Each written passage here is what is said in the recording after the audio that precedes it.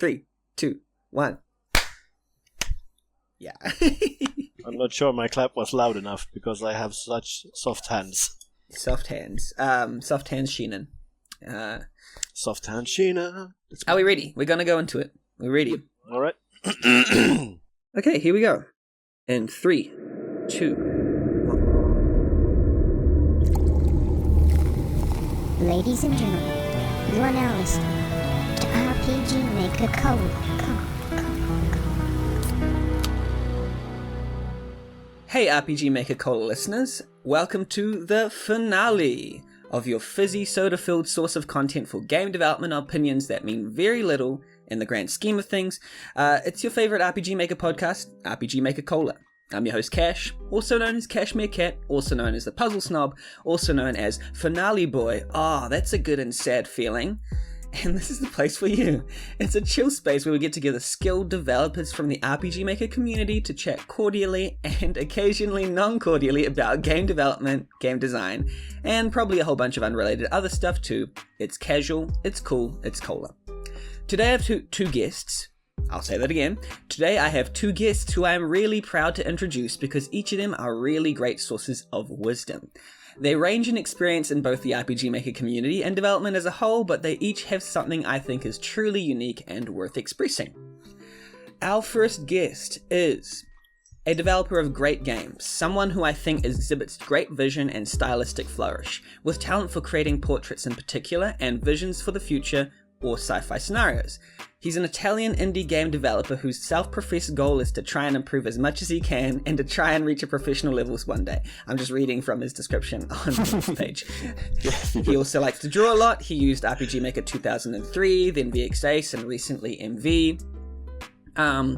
Ranging from games such as the RPG Maker 2003 game, Karma Flow, a noir open stealth game developed in a month and a half for a context, providing combat and non-combat opportunities. Survival game, Children of Chaos. Completed game Drill Guy, a short steampunk-flavored platform game. Completed a Masao-winning game Psych Lock, which won Game of the Year award on RPGmaker.net for the year 2018, with a dark and dystopian setting where you play a protagonist, able to possess people to do certain things, and talk to certain people to progress through the game. Also completed probably their best game, Acceptance and Afro Guy's Quest, a crazy RPGmaker.net fan game of sorts with an Afro dude for a protagonist, and currently working on an in-progress game, Aika, The Fragile Dance of the Broken Soul, a short 2D rhythm game made in MV, with visual novel elements set in feudal Japan-like scenario. Truly innovative. It's the one, the only, OldPat. Hi everyone, I'm OldPat. I'm like Cash already said, I'm an Italian game developer, and I'm here today to discuss things with all the other guys, Cash and Shinan. Yeah. Nice. I forgot to also mention that there was a standalone spin-off episode of Karma Flow, which was released as early as January of this year. Right? Yeah, exactly. yeah. So I just missed that out. I forgot about that too. You just develop things and you forget about it. Yeah, thanks for that, OldPat. Our second guest is a veteran of the RPGmaker.net community. He's been involved on RPGmaker.net since 2007, probably earlier. I can't detect his history and the predecessor sites that came before it. Despite having been a part of the RPG Maker scene for a while, he prefers to use Adventure Game Studio when he's developing. But more often, he's heavily involved in the community and his theatre work, of which it seems he has a great passion for.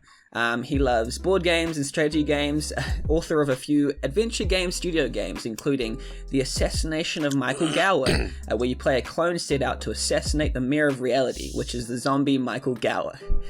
Author of the game Blue, and its sequel Blue 2, where Red is a nefarious hacker of a mystery has destroyed valuable property and is up to cyber policeman Blue to stop Red before it's too late and save the world.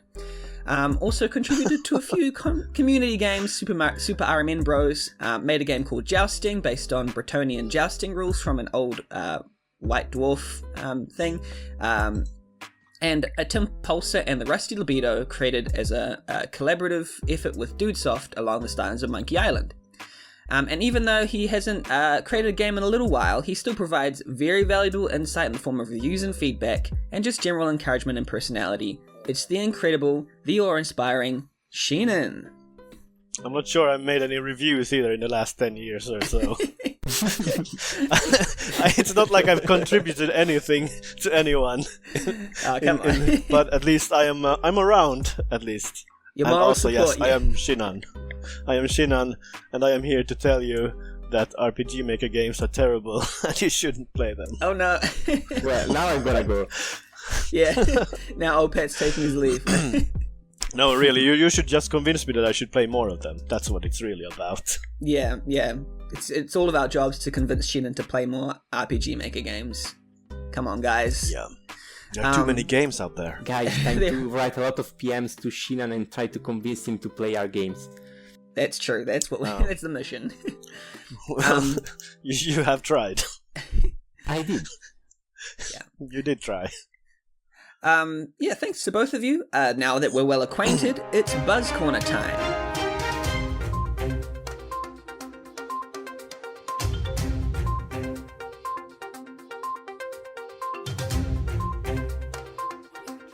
Here we talk about what RPG Maker games are gaining buzz at the moment, or just games that we think should have more, deserve more influence.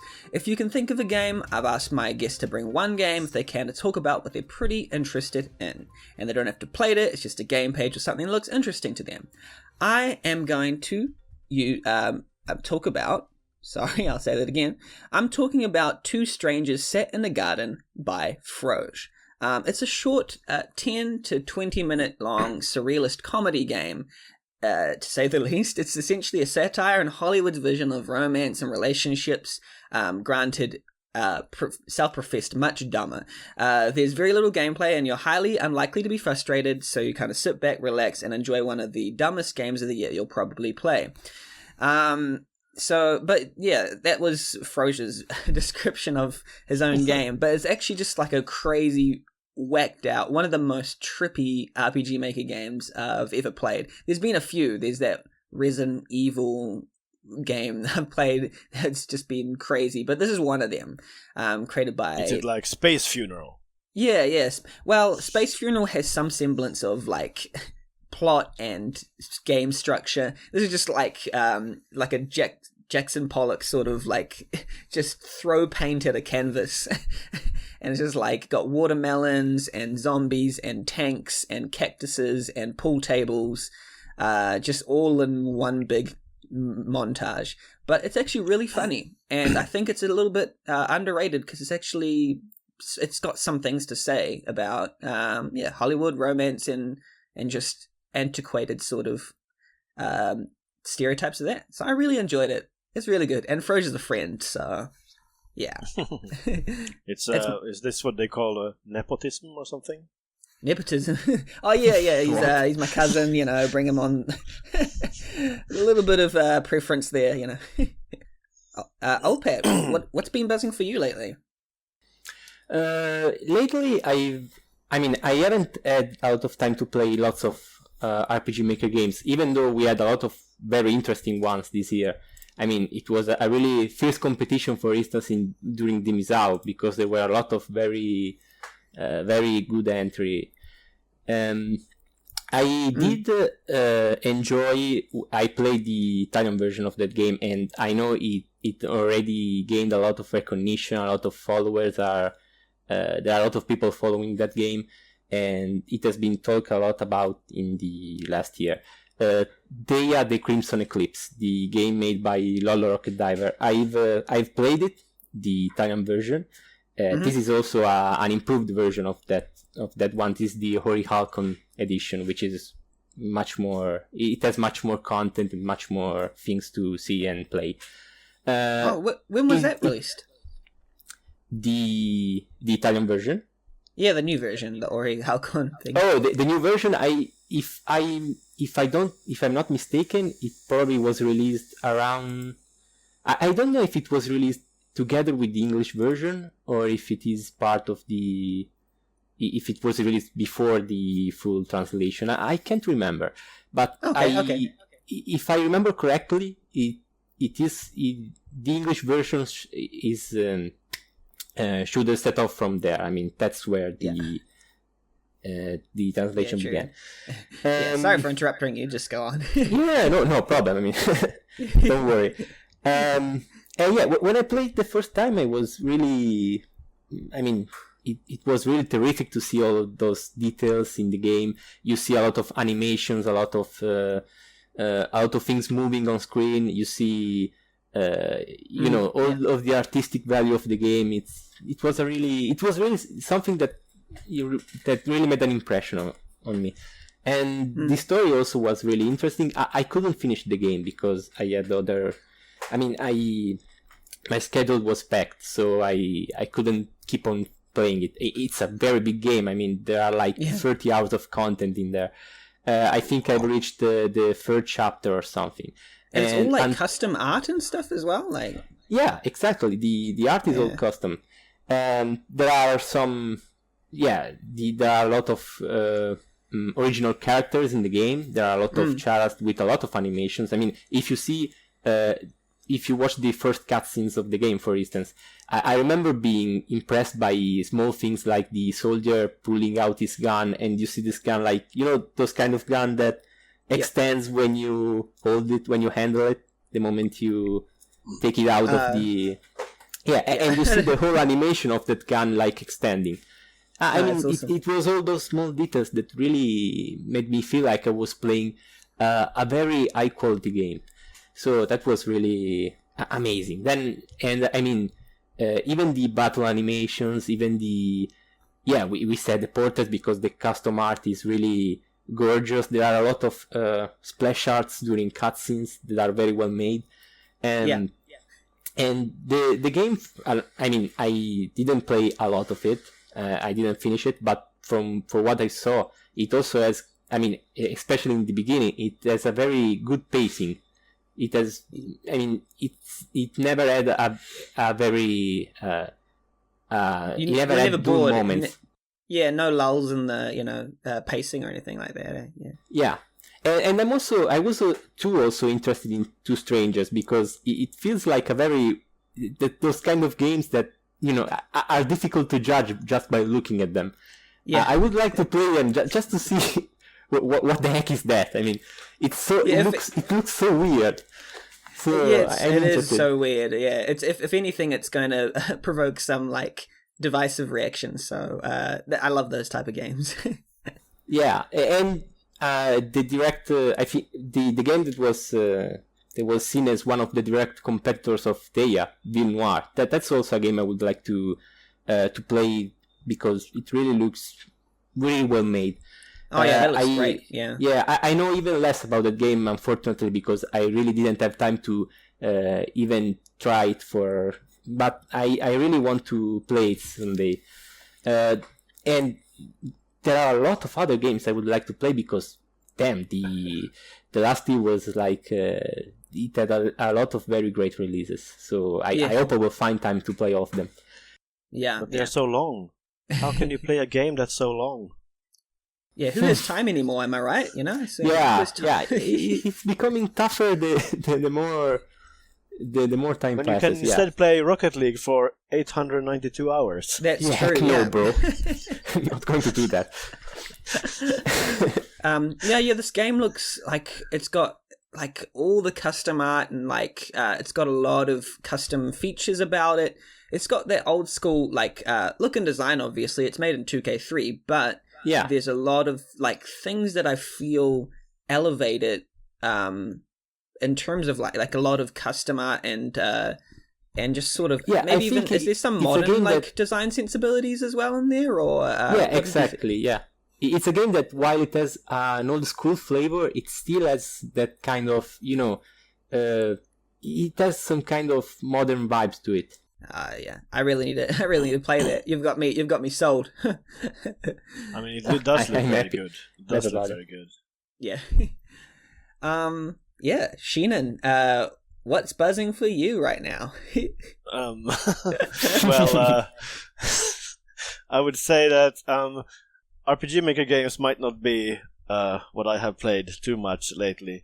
I looked through my old reviews and I found that I have mostly reviewed non-RPG Maker games on RMN, back when I still reviewed games on RMN. But so... Yeah. But I thought I would bring out a thing from the way far past, which is the fan game Marvel Brothel. Oh. by Calunio. The name sends a shiver down the spine. Who did this game like 10 years ago or so, which is it's a fan game, but it's also a variant of like a brothel simulation game, or a live sim or something like that. It's no longer available on RMN because it got some attention and then it got removed from the site, because whenever a fan game gets attention, someone says to someone, please remove this game, it shouldn't exist. Okay, I thought it was because it had like some plus 18 content in there, like, I mean, because of the title. But...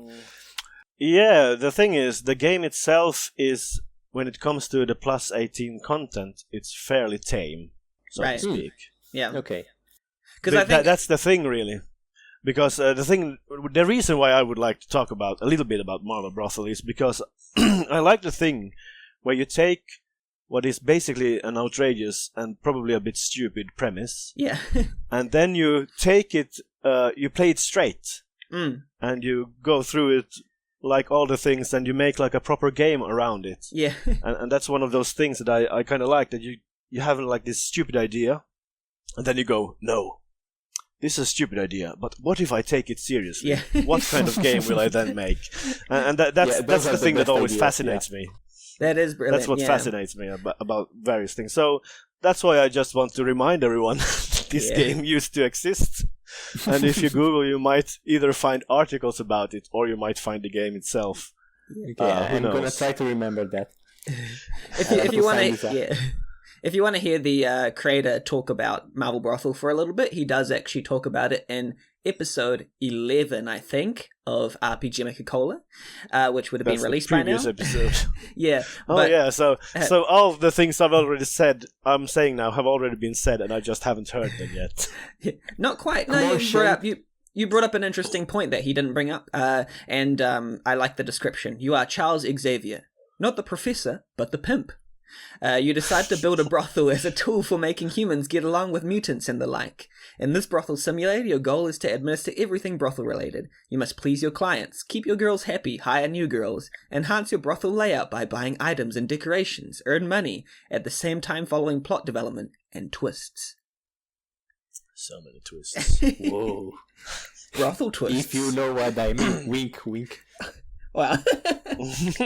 OldPat,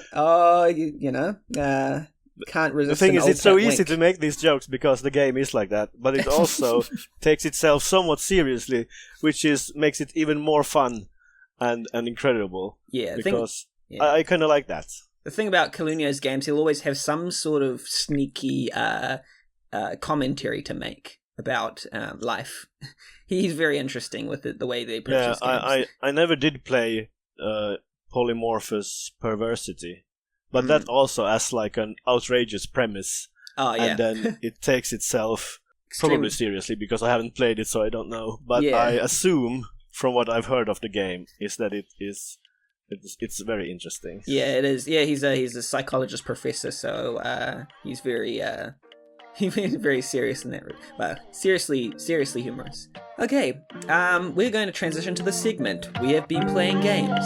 Maybe.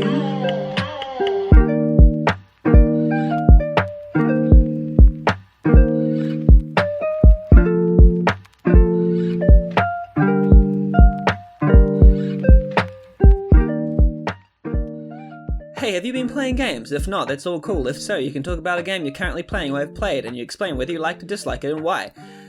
I am going to bring Keep Talking and Nobody Explodes. I like this game. It's a multiplayer game. You're alone in a room with a bomb. Your friends have the info, you need to defuse it, but there's a catch. They can't see the bomb on your screen, so everyone will need to talk it out fast. Put your puzzle solving and communication skills to the test as you and your friends race to defuse bombs while attempting to communicate quickly before the time runs out. So yeah, this is a cool couch co-op party game that I've been playing with my friends, where one person has a laptop with a bomb on it, and the other people have like a manual, and they have to give instructions to the bomb person so that they don't cut the wrong cord and all that kind of stuff. And it's really fun. It's actually more difficult than I thought, and yeah, it's procedure generated puzzles, and I recommend trying it out even if you think it's not your type of game, because it's really well designed for a couch co-op game. Like, I've seen a few of these games that are like based around one copy, and then everyone else has like meta information to like help them out with solving the puzzle. But this is the best one I've tried of that type of game, and it's really fun and really hard sometimes, depending on who you play with. I played this a couple of years ago, and we had a binder with the instruction that we could flip through as we tried to defuse this bomb, and it was a lot of fun. Though the thing that we always had most difficulty with was the Morse bits. Oh, right. Because the Morse code, we were so terrible at that. Yeah. But otherwise, it was a lot of fun to come up with these strategies to solve this. I mean, the thing is, the manual has the answers, but you must also just remember where does the Morse code start. So you have to know, like, is this the beginning of the sentence, so to speak, or is it not? Okay. And then you have to double check in there. Yeah. And some of these, it's kind of hard. It's kind of hard to describe how difficult it is without actually playing it. When you go down to play it, you're like, "Oh crap! You have to do a lot of stuff." And a lot of the clues are also similar. Like, I remember there was something with the colors or something, where they had chosen colors that all start with the same letter, so you can't just write down the first letter of every color, because then it's going to be the same. Yeah. And other stuff like that. Yeah, that was kind of fun. Tests a lot of memory and perception and just like thinking on your feet and logical skills. It's like all of the different types of logic puzzles in one, and multiplayer, and like fast and quick. It's really good. It's really good. I've also heard that it works in VR. Oh yeah. That's cool. and in the game, sometimes the lights can go off, so it becomes dark. And when you're in VR trying to defuse a bomb, and suddenly it goes black. It's quite an experience. Yeah, I can imagine. That's not good at all. I imagine there's like some kind of Five Nights at Freddy's hack where like the lights turn off, and then all of a sudden there's like a little like doll in the corner that's like. Like this, and you're like, what trying to solve the bomb while hiding from this doll. It's just sound effects. While you're defusing the bomb, you hear voices in your head that aren't the real instructions, people calling out. Oh, that's just whispers just too from ghosts. Cruel. That's just too cruel. No human is that immune. Yeah.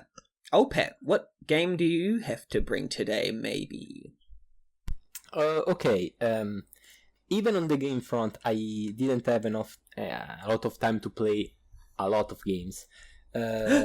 Lately, yeah, I mean, it's like that these days. Lately, though, I played mostly Triple H games, so very few indies.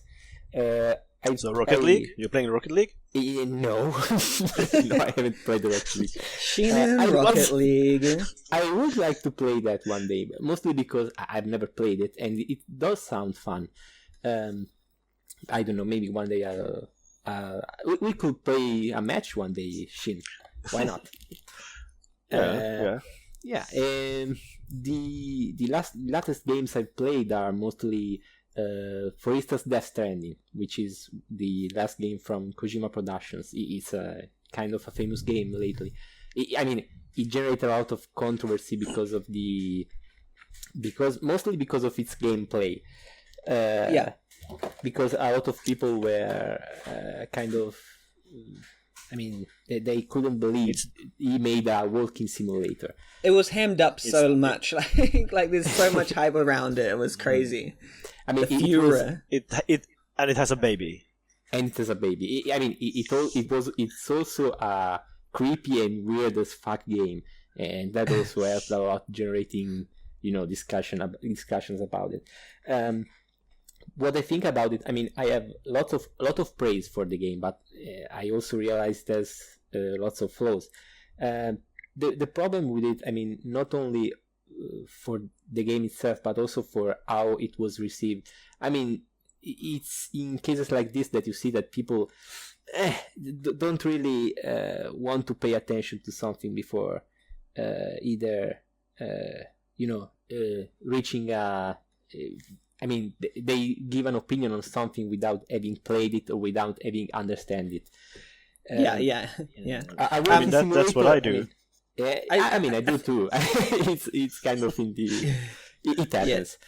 So it's like this game generated quite a very strange flow of disinformation. I don't know why. Yeah, it's basically Hideo Kojima features lots of actors: Mads Mikkelsen, Lea Seydoux, Troy Baker, Guillermo del Toro, Nicholas Winding Refn, exactly. and it's like the cast. And it's got a story that's pretty wack and out there. Destructive creatures from around, blah blah blah, roaming the earth, and it's apparently the Isn't first. it about? I mean, for me, the selling point of the game, and since we are developers, it's something that I think people should check it out. This game creates a gameplay mechanics in the travel itself, like in most open Isn't world the game? Nowadays. Yeah. Isn't the game basically a Euro Truck Simulator, but without the truck? Yeah, basically. I mean, the game basically took the travel mechanics of open world games, which are usually just go from point A to point B, and it introduced some kind of mechanics in those, because you also have to set out to reach a certain place. You have to prep up in order to have the necessary tools to reach your destination, and then you have to. I mean, even the fact that you have to balance yourself while you walk. You have to balance a big stack of yellow thingies. Exactly. so basically, it's the yellow thingy stack simulator game. Yeah, I mean, and it's really hilarious when you have lots of things you have to take with you, and you become a walking pyramid.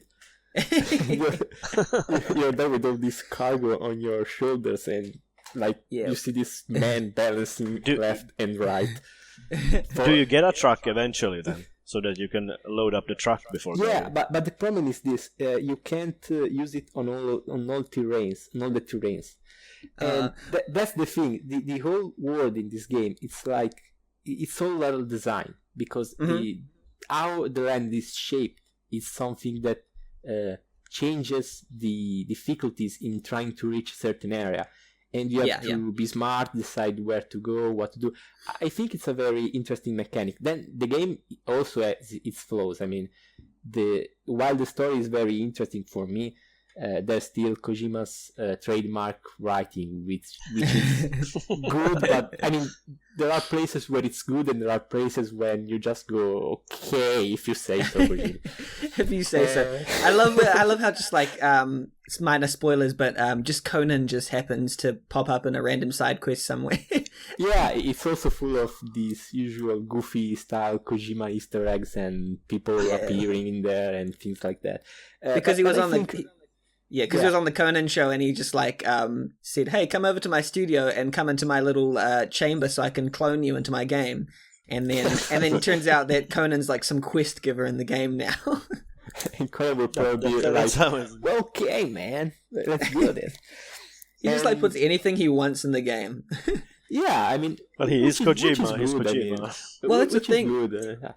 It's the thing is that I think it's kind of rare that such a vision, like a singular vision, is achieved in gaming as Death Stranding. That's one thing that I really admire about Death Stranding, even if it's like pretty obtuse. You know that it's a Kojima game, and every decision is pretty much, they've let Kojima have anything he wants. It's basically Hideo Kojima for good and for worse. I mean, it has things you may like about it, but also things you may heavily dislike about him. Because I think Kojima is what is it called? Auteur theory in games. Exactly. Is Kojima. Well, that's the thing, because it's more likely, like we see it more in film, where the best films are, the ones that I've liked the most are the ones where they've had creative freedom and they haven't been like restrained by all the studio wants and needs. Oh, you have to have this in it, or you have to have that in it. Yeah, it feels like this is one of those games where it's like they have freedom to make what they want, you know. Yeah, exactly. Usually when people have freedom to make what they want, it does end up rather, you know, it can end up very not great. Yeah, sometimes I like, but what I'm saying is I like how unique it ends up, because you end up with a game that's unlike any other. It's exactly. Always interesting. Yeah. Yeah. I mean, we'll move on. The thing is that from a developer point of view, it's very interesting to see these mechanics coming to play. Even if you don't like the game, it's something that you could, work on in the future for your own games and for. I mean, I hope it will inspire others to try possible new stuff in open world games. Yeah, it's very experimental in that way. Yeah, exactly. Yeah, Shinan, what games have you been playing? Maybe. I don't play RPG Maker games, but I do play a lot of other games. Like, I have too many games on my Steam account, so I need to play some of them occasionally. Yep. But since I should only bring one with me, you can bring two. You can bring. I thought I would. I mean, I do have 100, but let's not go there. Okay, we have 2 hours. Let's go. 100 games. Go. But I thought I would talk about an interesting game called Football Tactics and Glory, which is turn-based football that is, real football, association football. A turn-based football strategy, RPG management kind of game. Interesting. I mean, basically, it's the football game. Wait, can I just read the description? It's an original. I can read it. Oh wait, you can. Yep. I can read. Let's read it. Okay. It's an original combination of turn. Okay, you go. Turn-based strategy and RPG. Create a football team, play matches, earn XP, train skills, learn new classes, upgrade facilities, buy and sell footballers, grow youth, make hard choices. It's deep strategy which respects your time, which is true because Football Manager, one game of that can take like forever to get anywhere, while I can sit in one evening and go through one season of Football Tactics and Glory. So that's positive. I don't know. Something about this game is so amusing to me. It's good. But it's like so good, like a football RPG turn-based strategy game. It's awesome. The thing is that the football turn-based RPG thing, that's a kind of game that I have basically wanted since I was like 10 or 11 years old. Oh yeah. Because there was this old NES game called Tecmo Cup Soccer. Mm-hmm. Which is a football RPG. Yeah. With stats, and we also made a tabletop version of that using a 20-sided die, and all players had like stats in passing and dribbling and all kinds of stuff. So we made like a board game out of that a long time ago. Wow. So this is just the next one in a series of games where I just want my turn-based tactical football game. Incredible. Yeah, also, it's kind of an original. I mean, it's kind of a peculiar game. I mean, an RPG turn-based football kind of game.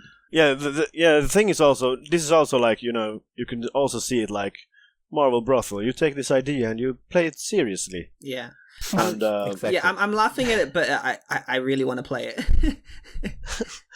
I mean, also, how do I explain this game? Because football is like a strategic game, like real football.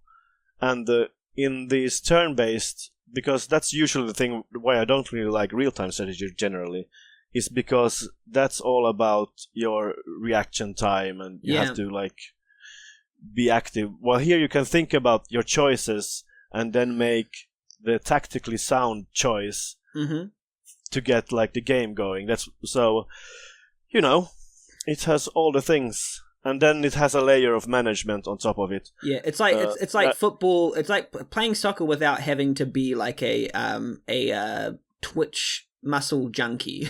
Yeah, you think about it. You think about it. It's more like it's a strategy based thing. Yeah, I also remember like when we played International Superstar Soccer on the Super Nintendo way back when. There were all these strategies you could have like pre-made, like offside traps and stuff like that. And they never worked, because in the game you usually just ran with one player, dribbled through the whole defense, and then scored, because that was the easiest way to do it. Right, yeah. In those days. Yeah. But here you can like get the proper way to like all the formations and stuff like that to get it. Yeah, to get the football feel.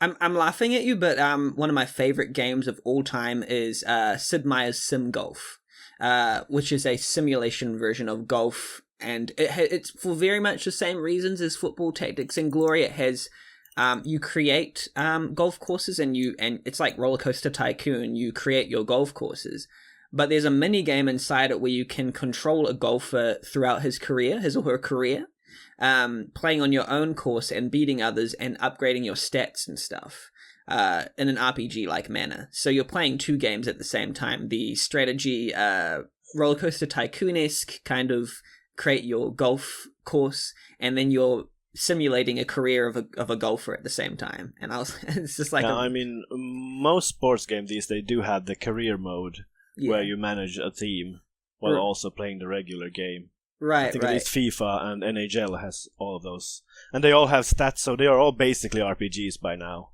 Yeah. All games are RPGs eventually. Yeah.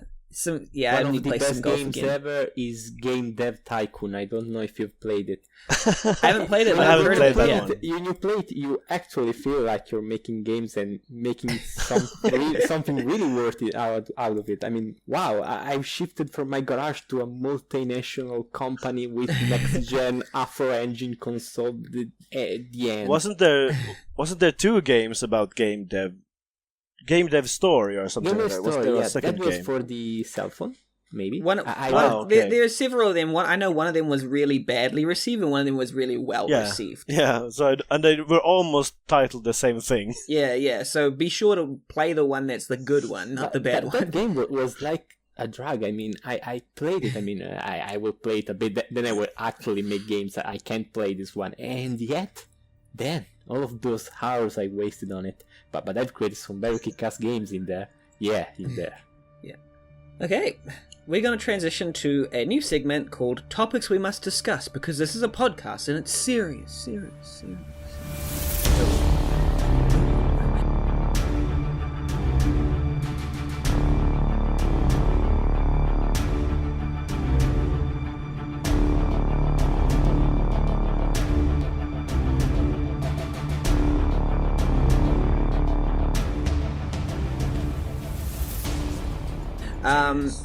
We're gonna ask a few serious questions. I'm just gonna ask these questions, and whoever wants to answer them first can just pop in whenever they like. My first question is, how did you come about making games? What's your story? Who's gonna go with it first? I could go on forever, probably. So, way back when I was a child. Nice. Little child. It has begun. I mean, how do I do the short version? I did the thing in kindergarten where I drew platforming levels. And then later, in one of the gaming magazines, there was this, I think it was a Super Nintendo game that was also had like a level editor and something like that, and was basically a game creation tool to make shoot 'em ups. And I was like, "Oh, this is awesome!" And then many years later, I got internet, and I tried to game making. That's something that exists, right? So I tried to look up things, and I just found things that were terrible, like I don't know, multimedia fusion or something like that. And then that was nice. I don't know. And then suddenly I found like a list. I don't remember whose list it was, but it was some person who used to be in the community who had like this list of game making programs and links to various sites. and there was a link to rpgmaker.net where it said like something disparaging about RPG Maker 2000 and Don Miguel's site and something like that, and that's how I found that thing, and that's how I went to rpgmaker.net. What is this thing that people hate? I should try it out. You know how people can be elitist when they go, RPG Maker 2000. It's very easy to use, but it's also terrible. yeah, exactly. It's very easy. It can't be good. It's common. And then immediately when I got RPG Maker 2000 in my first evening, I made my first game called The Adventures of Shinan. And well, nice. Who's that? I wonder. And it was not a very good game. I found it on some old hard drives. Publish it. I thought about publishing it for one of the release somethings, but then I thought, no, maybe not. Do it. Maybe the next release something. Mm-hmm. It's 2 against 1. You have to upload it now. And then where'd you go from there? Yeah. Then 20 years passed, and now I'm just lurking around the forums and locking people and telling Liberty who to ban. A true veteran. OldPat, how did you come about making games? The beginning is pretty much similar to Shinan. I was in elementary school. And I had this cousin that worked in IT, and when I asked him what he was doing, what did he do for a living, he told me jokingly, "I make games," and I was like, "Oh my god, you can make games!" I thought they just popped out of nowhere. The storks delivered them from the sky. Yeah, exactly. but you can make those. So I decided to look around the net for something, some way to make them. And I remember I stumbled upon Dark Basic first, which is a tool in order to make games, more of an IDE. It was all code, like 100% code. The language was Basic, a modified version of Basic. Of course, I didn't know anything about about programming languages. I remember I saw this blank page, and I thought that by writing the story in it, the game would just pop up. So I wrote. Then you pressed run, and you got a lot of errors. Yeah, you could run the Word document.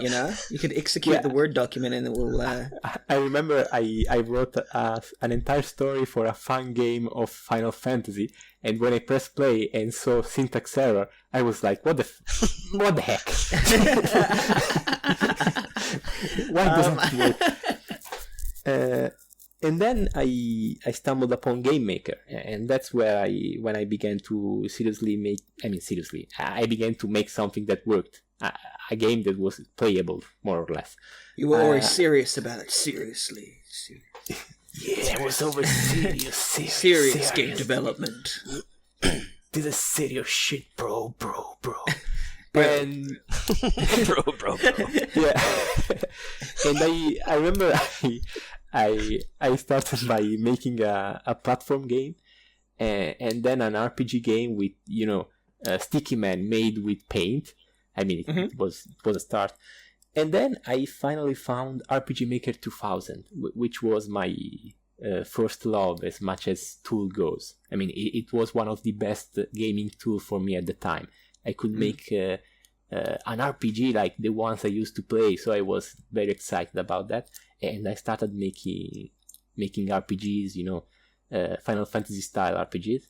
And I remember my first game being called The Strange Island, and it was an episodic game, because I remember I started playing some old classics like The Way, 3D Hardway, A Blurred Line back in the days, because I used to scout for a lot of RPG Maker games, and I wanted to make. At least your game wasn't called The Adventures of OldPat. Yeah.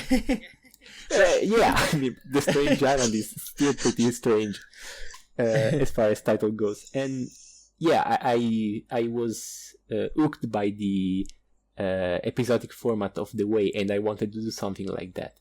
And as time went on, I realized that game making was a pretty strong passion of mine. So I started to develop it more and more. I think my turning point is in where I began to really, seeking for something. I mean, when I wanted to really make good games, to try my best to do that, was in 2011 when I downloaded Unity for the first time and I used it. I couldn't make anything that was I couldn't make anything complete with it. But since I shifted from a professional tool, I felt like I needed to improve in everything, and that's where I started modeling, programming. I also learned how to draw things. I mean, that's where I started drawing seriously, and nothing came out of it. But at least I started to change my mindset a little bit. So that's where I started wanting to do more than just random games like that. Which is pretty much something I still do, but yeah, I mean, there was a change in mindset anyway. And then from Unity, what you went back to RPG Maker stuff, or? Yeah, I mean, I used a lot of other tools too randomly. I used a bit of Bliss 3D, which was like another Dark Basic or something like that. Then I remember using multimedia fusion like Shinan, but it was a very short period of time. But mostly, most of the time, the stuff I made was with either RPG Maker or Unity. After Unity, I decided to shift back to RPG Maker because I wanted to make something that would really make me feel like I've taken out everything from RPG Maker. Because for me, RPG Maker was still more than enough for doing what I wanted to do. So I decided to stay there for now. So what types of games are you interested in? What inspires you to create stuff? What types of games I'm interested in? As far as genre goes, I started out with, I mean, most of the old folks that started with RPG Maker was because they liked JRPGs. And those are my favorite genre. Nowadays, I shift a lot from stealth games to platform games to adventure games.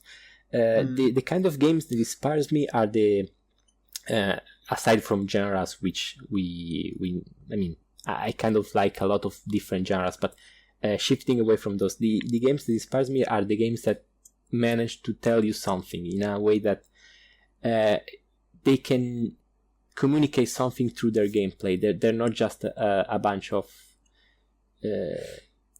which is, I mean, there are a lot of games that either want to make you feel they want you to enjoy your time with them, so they create a gameplay which you can which will please you, sort of thing. I mean, just a fun gameplay. But there are also games that they use both gameplay and narrative to provide something unique. They tell something that goes beyond what even a movie can tell, because they play with you in a very different way. They use gameplay to narrate something. I mean, there are those games that break the fourth wall and they mess with you in a certain way. We have had Undertale recently who did just that. We've had the first Metal Gear Solid back in the days with the shift the controller to defeat Psycho Mantis because it can read your movements. And that's still one of the most used example of, breaking the fourth wall. Yeah. And there was also the N64 game, I think, Eternal Darkness or something like that, where you would go mad and sometimes the game would glitch out, but it wouldn't actually glitch out.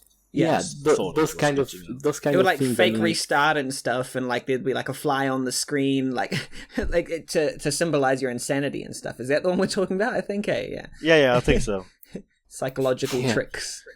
Yeah, exactly. And I mean, there are tons of ways you can provide something memorable to the player. As for me, my whole youth I play some games that really stuck with me.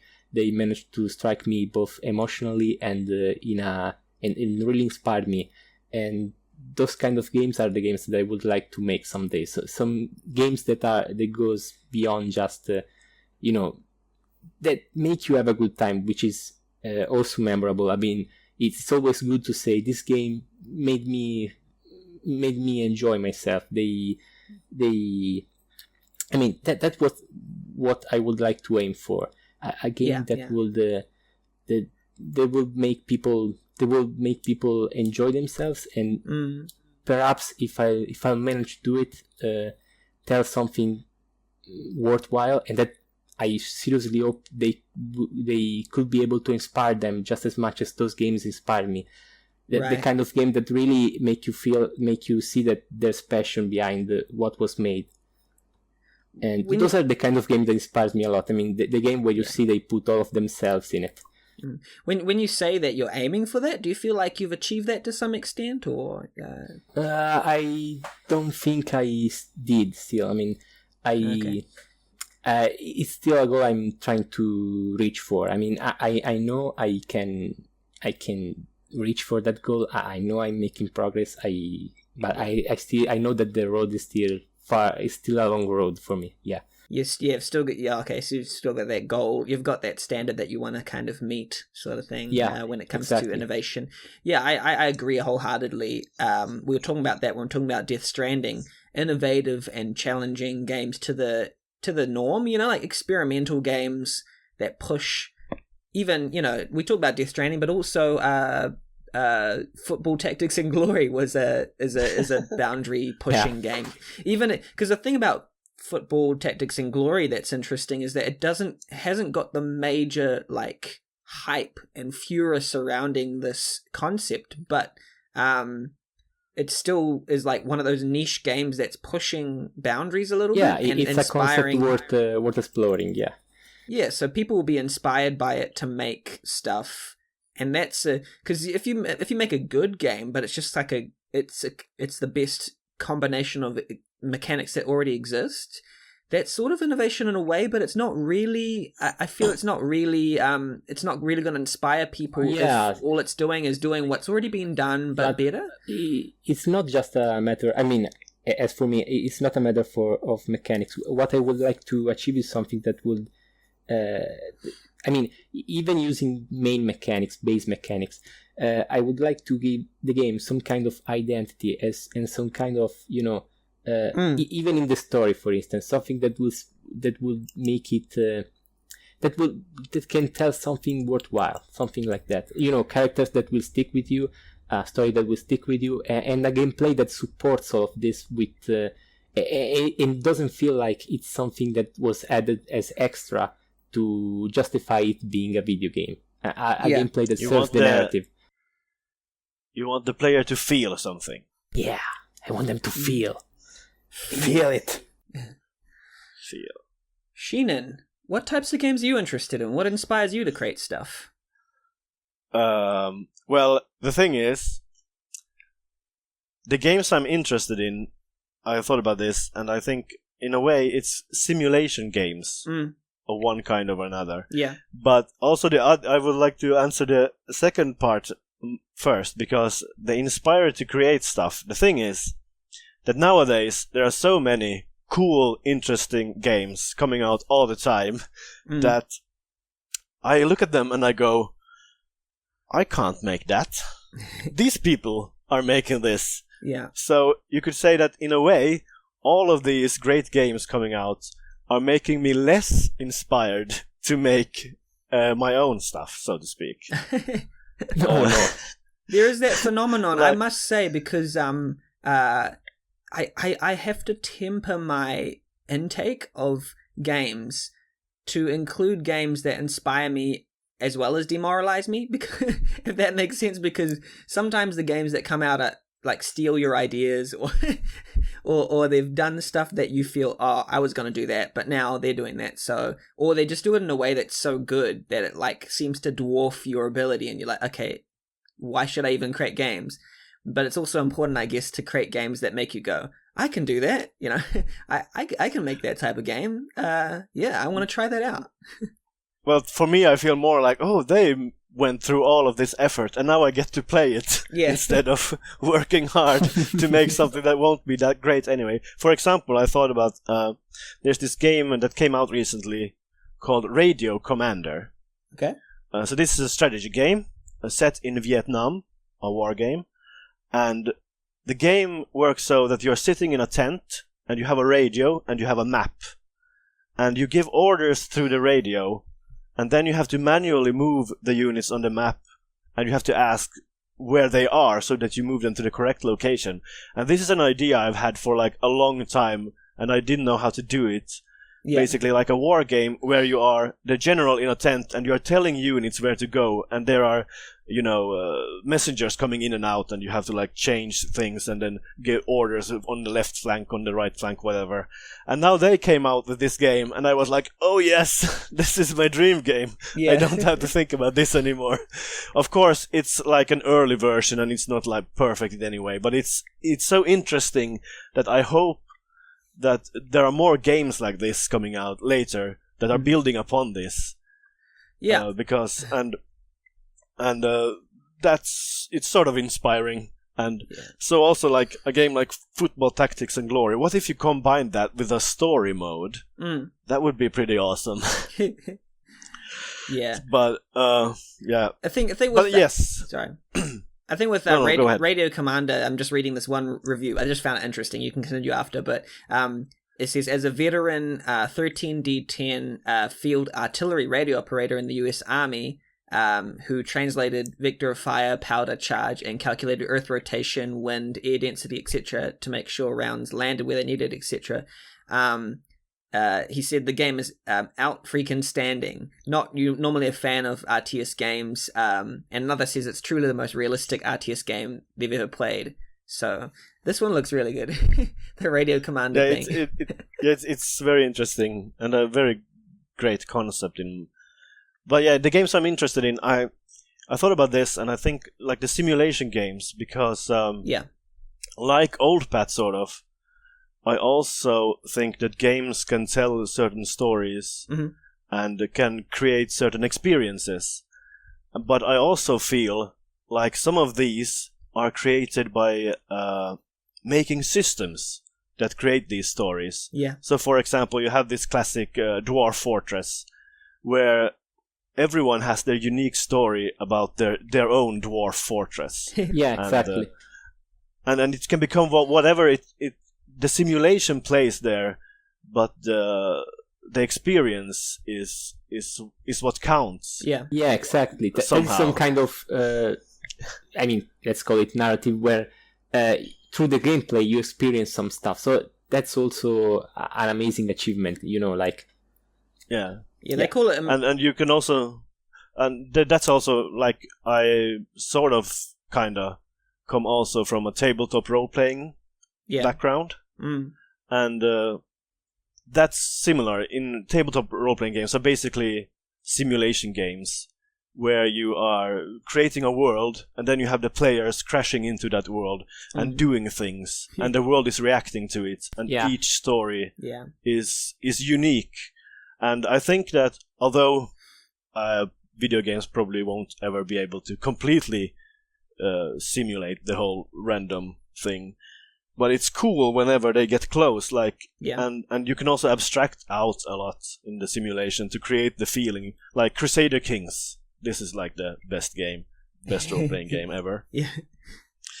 And you are like, just these portraits are talking to each other, and they are just modifiers that tell you that this is your rival, and suddenly you know this is your rival, and you hate this person, even though they're just numbers, they're just portraits, there's nothing there, but there's also everything there at the same time.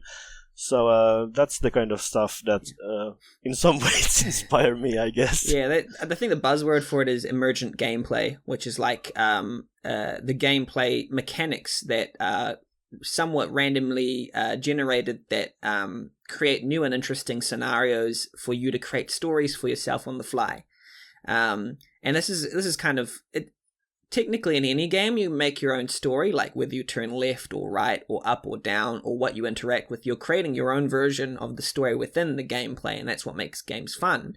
But there's some games which really focus down on randomly generated content for you to create your own story within the constraints of the gameplay mechanics. And that's what you're talking about, right? Like the simulation games that... the simulation of a world using rules to create something that is more than just rules, basically. Excellent. Of course, I don't mind regular story-based games either. But, there is something fascinating about simulation games. And, I also just, like to play Rocket League. Yeah. Because...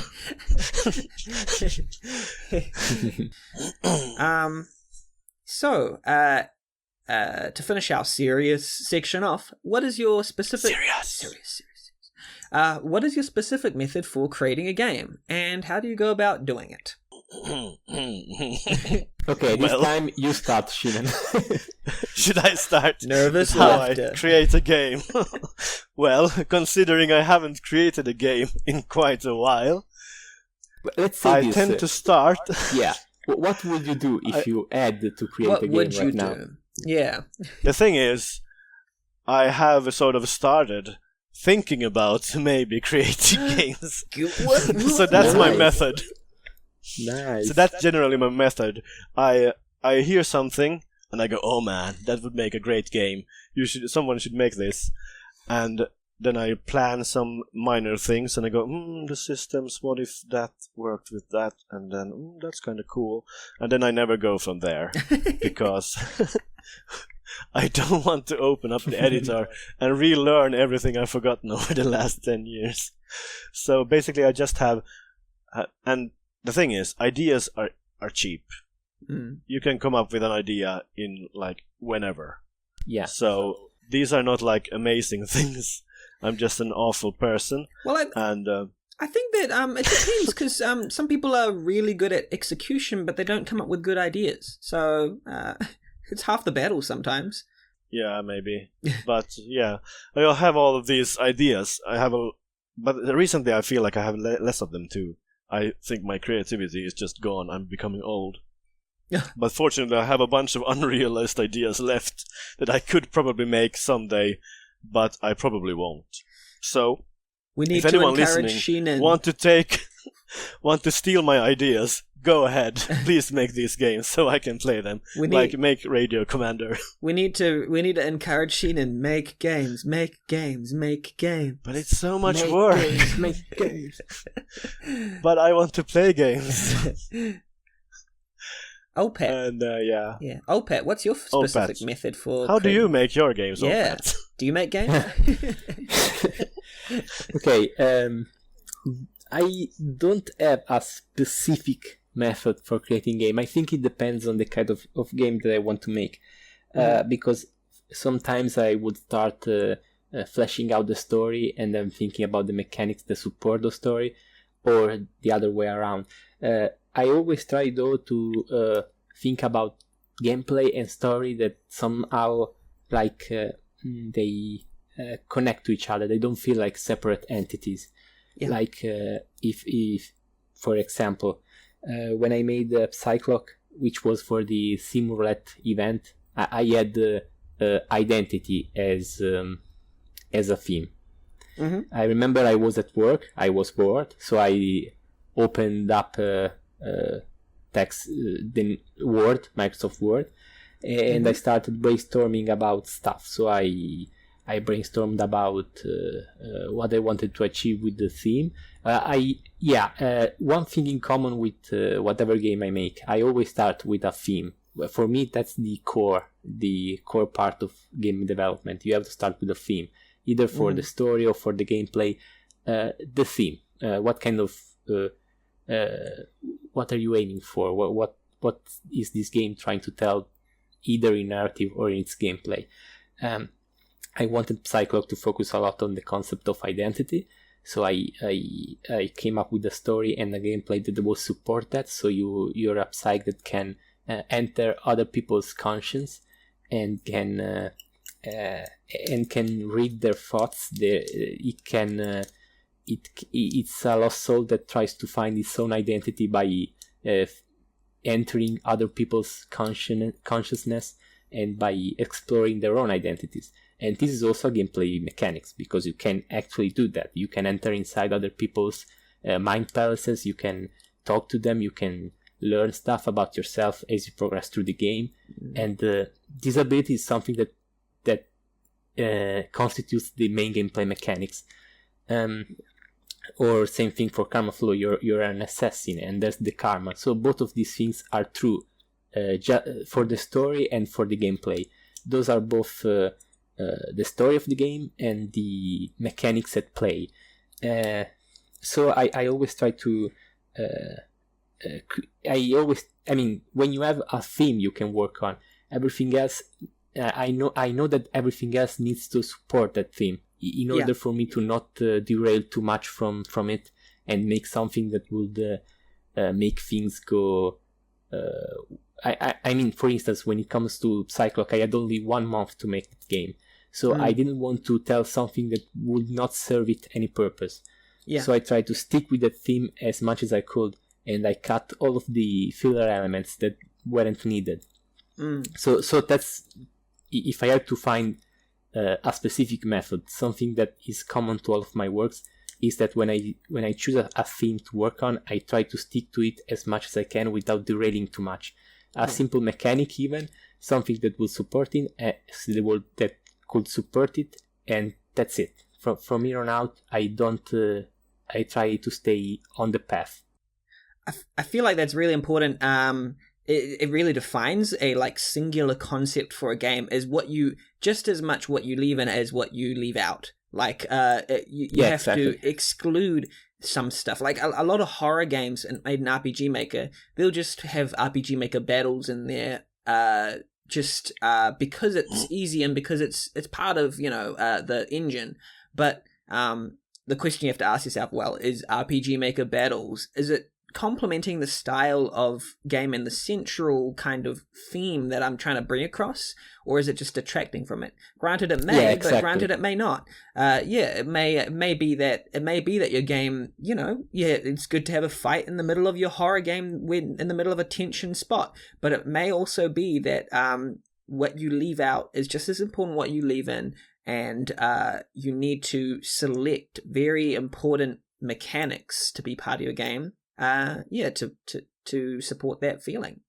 And I like that you thought of that idea of entering someone's mind, and then you didn't go, oh, that'll be too hard in RPG Maker. You're like, okay, let's do it. Let's make this. Let's go with this idea that's kind of unique to this, and I haven't really seen it in many things before, but we'll try it. I remember during the first phase of the development, the game was supposed to be much more complex, some kind of RPG game where every time you enter someone's mind, someone's conscience, you would get influenced by his personality. So you would gain some personality points and you would lost other personality points. You had the 5 big traits of personality with you, and those would be affected by who you possess, how much you would meddle with their lives. But I figured that was too much for a short game and would somehow make the main character much less likable, because it was too much of a blank slate that would be how can I say, maneuvered by a mechanic more than by narrative itself. It wouldn't be just numbers, his personalities and all. So that's an example of cutting out stuff. I didn't need that. I had to talk about the concept of identity. I didn't need to make things too complicated or that would steer away from that objective. So that's one of the things that I cut. It was a huge chunk, but it helped the game a lot. Yeah. Excellent. So we're going to transition to our next section, where I ask each of our guests about their individual projects, stuff they have worked on or are working on currently. For OldPat, I'm going to talk about a game called Ica, The Fragile Dance of the Broken Soul. It's been created in RPG Maker MV, and it's been, it was published on RPGmaker.net exactly 1 year since Cyclock, and it's a short 2D rhythm game with visual novel elements set in feudal Japan-like scenario, originally conceived for the second theme roulette event held by Illy and staff at RPGmaker.net. He's currently developing it using RPGmaker MV, aim to get out of the comfort zone, try new stuff, and it's a visual novel game, but also a rhythm game, and it's his first MV game as well, so there's a lot of firsts there. The narrative part plays like a typical visual novel, will be linear, but it'll be about narrating the story to the player, and it centers around a duel between Aika and the bosses of each chapter. Aika uses lethal dances in order to fight, and the combat is the rhythm game section. And like any classic rhythm game, the player will have to press the right buttons at the right time, following the rhythm, in order to defeat enemies without losing. Now, this to me seems like a really interesting and fun game. I like the idea of this game quite a bit, and I'm really excited for it. And I'm going to ask OldPat a few questions about it. So, what was the inspiration for this game? Where did it all start? What made you think about making this game? Okay, it started 1 year ago when the film roulette kicked in.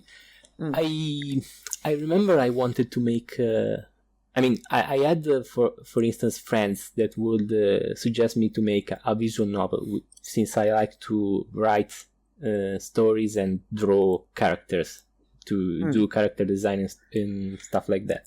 So I had friends that were like, dude, why don't you try making a visual novel? I actually don't think I'm good at making visual novels, because they have their own set of rules, and they have their own pacing, they have their own. I never experienced making one, so I didn't know if I was good enough for. I had to try. They also involve a lot of drawings. Tons of drawings. So it's harder. It's a lot of hard work, more than one can think. I've seen people going the visual novel route when they wanted to make a quick project, but if you make the assets by yourself, it's not that quick. It's not quick, no. at all. Especially if your drawings are high-res drawing. High-resolution drawings. It means that you have to. Then again, there are a lot of visual novels that are not all that detailed. A lot of them just focus on writings, and so the drawings are just there to support those. Anyway, this game, as you saw, it was kind of a challenge, because it was a first time on a lot of things. It was my first visual novel, it was my first rhythm game, it was my first MV game, and also it was the first time I used RPG Maker to make a high resolution game, which seems like nothing. Okay, high resolution, what does it change? Everything. It changes a bit. It's not completely. It doesn't twist things by a lot, but it does change stuff a bit. Drawings would take much more time. It's really easy to spot issues with them when you're in high resolution mode. Yeah. And and also, of course, you have to find ways to make RPG Maker work with high resolution. I never used MV before. I was surprised it was easy to set up a high resolution game, although since the game still has to be released, I don't know if I've faced all of the issues that come with that yet. Probably there are some more. It was a real challenge, because also, even small stuff, as in, how do I make this scene more dynamic? I didn't play a lot of visual novels lately. I've played some back in the days, but I didn't have time to make studies on them before going through with Haika. So even small stuff like how to make a scene more dynamic was difficult for me. I also tested doing splash art style cutscene, and that was also something to study a bit, to work on a lot. Yeah. I also had to write a rhythm system that I had to make it, and I had to make it work. Now I don't remember exactly what was the theme I received for the game. It was something about something you chase with lots of passion, like with all of yourself. So the game focuses a lot on the concept of vengeance, which is I thought it was like the perfect theme for a Japanese themed story. So I focused on that. There's a lot of stuff in media about that, right? Like the revenge stories, Japanese. Yeah. Revenge stories. I can only think of the Americanized Tarantino kind of Kill Bill style. Exactly. Yeah. Yeah. I mean, stuff. When it comes to revenge stories, there are a lot of them out there, and that's because those kind of stories are very. How can I say it? What's the word? Passionate. I mean, as in. That's something you really feel if they're very well narrated. I mean, you feel this urge for revenge. The problem is that revenge is always a double-edged sword. I mean, if you chase it, you're gonna get stuck in a spiral of bad stuff happening to you too. And I wanted to work with that theme myself. One of the things that I wanted to do was also change my workflow. I mean, how I make the game. I wanted to be more precise with storytelling. I wanted to be more precise with resources handling, a lot of stuff. So I started working on the screenwriting for the game, which I felt was highly necessary for a visual novel. I mean, it's always necessary to have something already planned before going in development, but I wanted to be as thorough as possible. I wanted to see if I could make it work. This is probably also one of my most down-to-earth stories.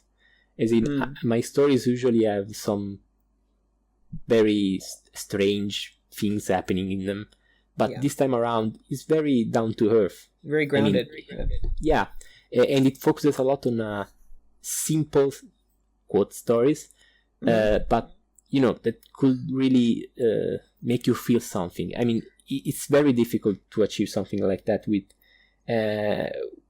a lot of firsts, with all these things that I have to try that I've never tried. So for me, Aika is some kind of an experiment. Sorry. How's the rhythm stuff going? The rhythm stuff. It's a system that I created from scratch for another game, which I don't want to talk about, and it's a system that works, but I still have to redefine it as much as possible, polish it. Is it like responsive? Does it feel like it's on beat and all that kind of stuff? Because that's a hard thing to achieve in RPG Maker, with response times and all that. Exactly, that's very difficult. I'm still working on a way to make it as how can I say it, reiterable as possible. I mean, something that will make it easy for me to use it for lots of other different musics. And Oh, sorry. Do you play an instrument or something? Does that help you with the rhythms, or do you just do it by ear? I've saw some games. I mean, especially when it comes to the rhythm part, since that's a very crucial part of the game. I tried to study other games and see how they do it, how they make things more dynamic, because in this game, the rhythm session is actually a fight against the enemy. And even here, the gameplay part is actually explained, because Aika, the protagonist, is a former geisha. She is used to dance and sing, and she developed this kind of combat that is about rhythm. So she imagines a song in her head and uses that as in order to fight with a certain rhythm. And what I wanted to study and to what I tried to study by looking at other games and see how they did that is how to make the scenes more dynamic, like if you were fighting using this rhythm system, and portraits, static portraits with some animations here and there in front of you. Mm-hmm. And that's a real challenge. That's one of the most difficult part of the game. One of the most difficult thing I had to develop. Yeah. And also, of course, since this is a visual novel and it's gonna focus a lot on the portraits, I'm trying to work as best as I can to make them as expressive as possible. Mm-hmm. To make it feel like, even just a glance from the protagonist can tell something without the text underneath. I'm trying to achieve for that. Yeah. Yeah. Excellent. Shinan. Yeah. Since despite being here for a while, you haven't. To be fair, you haven't participated in game making for a little while, but we're going to go through the games you have worked on, and it's some of them are more than a decade old. Let's just put it that way. Well, most of them are very old. But it is still interesting nonetheless. Because I haven't talked to anyone who's I don't think I've interviewed anyone who's used Adventure Game Studio primarily. So that's an interesting place to start.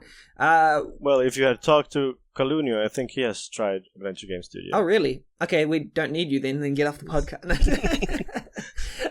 And he's probably used it more recently than me. No, I'm just kidding. So you are the author of a few games. I'm going to focus on a few games in particular. I'm going to bring up Blue. In this game, you play as an Inspector Harris. Sorry, I'll say that again. I'm going to bring up the two games that you've created in the series, Blue and Blue 2. Well, Blue 2 has not been created. Oh, right. Okay, sorry. It just has a game page. It just has a game page, which means it's pretty much created in your mind. Yeah. So in this game, well, I'll just focus on the first game then. In this game, you play as Inspector Harris, also known as Blue. Blue is a cyber cop that deals with crime committed in cyberspace, and there's one of his cases that happen every now and then. So it was made for the 2 weeks and 5 minutes game making contest at Gaming World. 2 weeks and 5 minutes, very good. It's a short game, but it apparently does contain a little replayability. And there's 2 buttons on the GUI that the gaming user interface that don't do anything: attack and release. So that's good. And but yeah, your idea was to have a full-length game set in the same universe, and you're going to have some bits outside cyberspace. And so this is an interesting-looking game. Take us through Blue. What inspired you to make Blue, and maybe even just what inspired you for the Adventure Game Studio engine in general, and the mechanics involved with that? Well, Blue, I remember, it was for the Gaming World contest, or I don't know, event, whatever it was.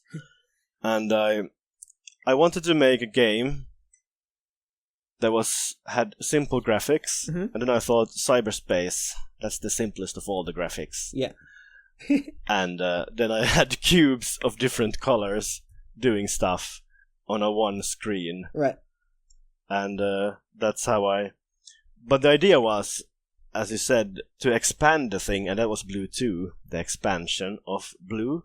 Basically, I thought I could use this, and I could make other simple games. Yeah. Using a similar system, but obviously, as always happens, you start to overscope, and then nothing comes of it. So I could basically talk more about the many ways Blue 2 hasn't happened. Because I have in my notes, I have basically 3 different Blue 2s. From the first one, which was like a rough idea of some things, and then I had another idea, and then I found the first idea, and I went, if I combine these 2, I could make something. Yeah. And then I had a third idea at some other point as well. But none of them has ever come to anything, really. And you created Jousting as well, which is a game based on Bretonnian jousting rules from White Dwarf or something. So you break lances by hitting your opponent, and you unhorse your opponent by wounding them. Each player starts with 2 wounds, and when the second wound is taken, the player is automatically unhorsed. I love that word, unhorsed. So you wanted to later make multiple characters with different profiles. Looking forward to that. What was? Yeah, I mean, Jousting the White Dwarf. That's a Warhammer Games Workshop magazine. Okay. And in one of those old magazines, there was a jousting game for using with miniatures from the Bretonnian faction in Warhammer. Mm-hmm. And the idea was that you could use any mounted character, and they could basically joust each other using the rules for Warhammer with a combination of some cards, which meant where you selected secretly which attack you used. Right. And I read those rules, and I went, these could easily be ported into like a digital format. And so I did that, and it barely worked, and then I stopped working on it, as I usually do. But I mean, like that's usually my progress. It's like, I come up with this nice idea, and then I go, okay, these systems would work, and these systems, and that's kind of nice. I should test them out, and then I don't really test them out because it's too much work. Yeah. Like I've had a couple of ideas I know of card-based games about sports. You know, football tactics and glory. Yeah. Basically, just a hockey game with cards that I had. This system, this works, but I never implemented it, so it could never be tested, so it could never be balanced. Yeah, I used to play. I used to play card cricket in high school. It's like a cricket card game. It was crack up. It sounds nice. Yeah, funny. Yeah, I do have from Kickstarter a football card game, which is basically rock paper scissors. You choose a way to attack, and the opponent has to choose the right kind of defense against it. And it's a very simple game using, I think it only has 11 cards. It's a simple football card game that I think really works, and that those simple things, those are always cool. I wonder if there's game design. I wonder if there's like a crunchy, like deep board game for football. I don't know, but yes, there is, because I have been looking for them. There is. What was it called? I can't remember what it's called, but it's one that had a fairly thick rule book. Yeah. With all you used, basically it was turn-based, and you used like measure a ruler to move your characters, players, and the ball can like what's it called when you curve kick the ball? Maybe it's a curve. Yeah, curve kick. Bring it back to your games though. Bring it back to my game, not other games. The assassination of Michael Gower was originally made in 2007. I think that's well before. Oh, that was when I was just starting to try and make games. That game, you just walk around doing stuff. There's what is it about? It's like you're a clone sent out to assassinate the mayor of reality, which is the zombie Michael Gower. Explain that for us. All right, so the assassination of Michael Gower, and also Simon's Journey, which was a couple of years earlier. Okay. I think in a previous episode, I don't remember who it was, you talked about like the shared RMN universe thing. Oh, yeah. It might have been RM Universe. Was that Indra? I don't know. RM Universe. Yeah, I think it was, Indra and Formar when you had that episode. Basically, Reality on the Norm is a similar project from early 2000s, where there was a shared town and characters that everyone could use, and they made short games in these, using these characters and reusing them.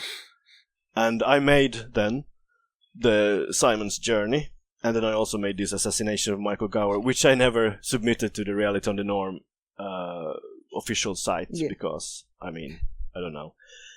But, so this was the shared world thing, which I thought was really interesting as an idea, that you could, like, have characters that you knew and make short games about them. Yeah, and they had their own storylines and stuff, and, they went through different games. And, you know, recurring characters, you knew their personalities. Like, the first Reality on the Norm game was actually made by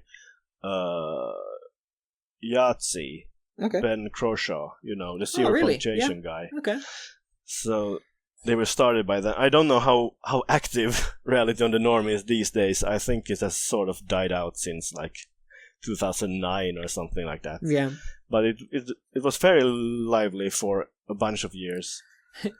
So it was basically a way to make a fairly straightforward adventure game, point-and-click adventure game, because that's basically what it is. Yeah. But it also has some of the things that I like in Simon's Journey, it has 5 different endings, because I am that kind of person who has these random things.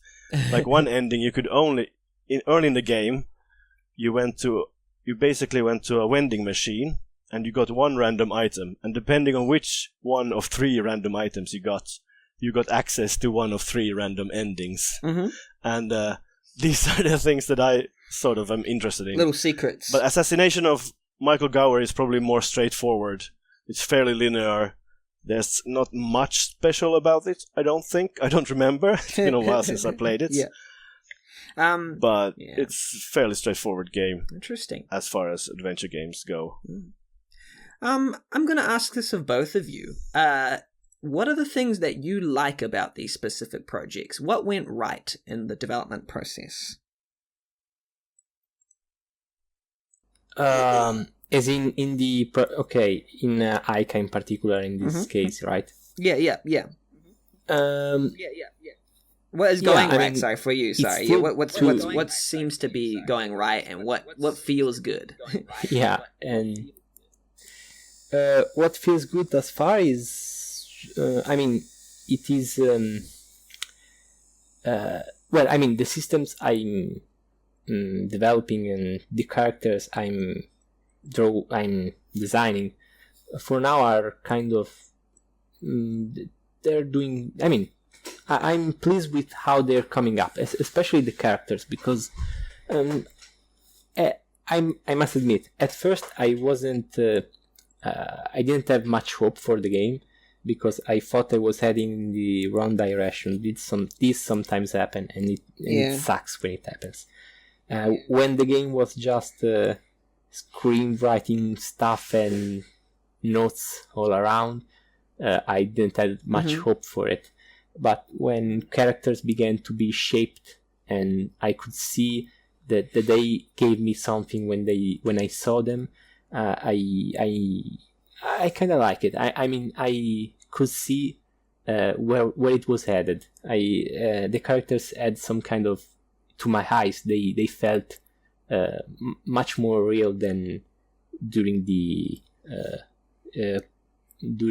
pre-production of the whole thing. So it kind of became more real and progressively more like real characters, and it seems to be fleshed out. Yeah, because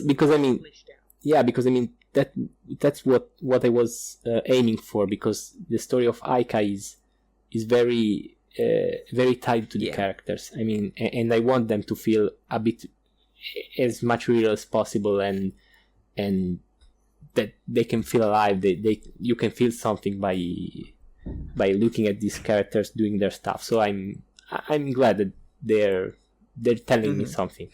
Shinan, what were the things you liked about your projects? What went right?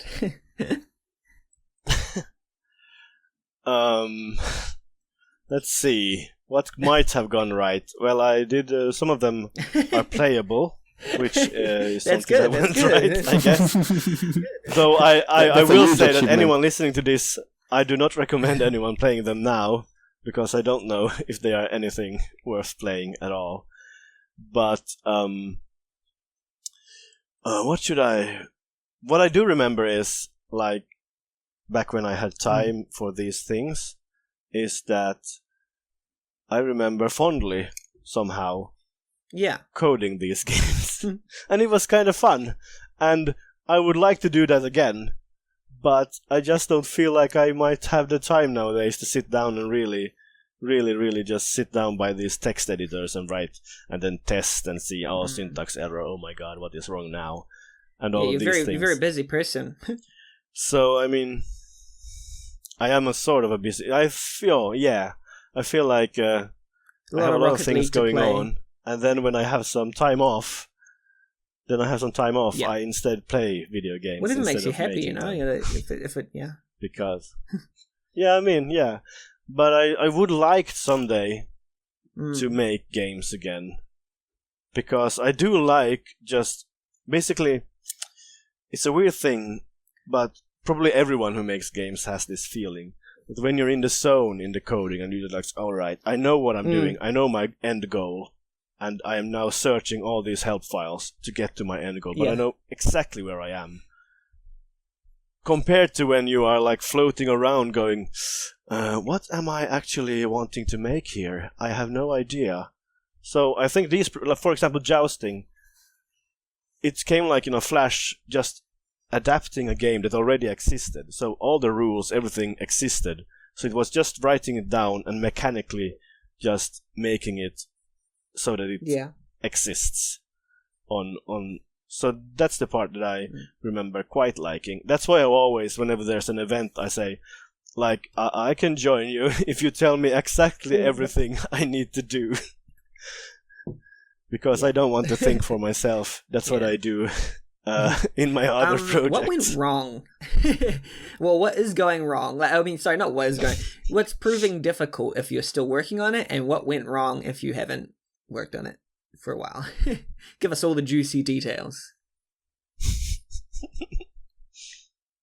What is what is proving difficult for you, because you're still working on it? So what are you currently struggling with?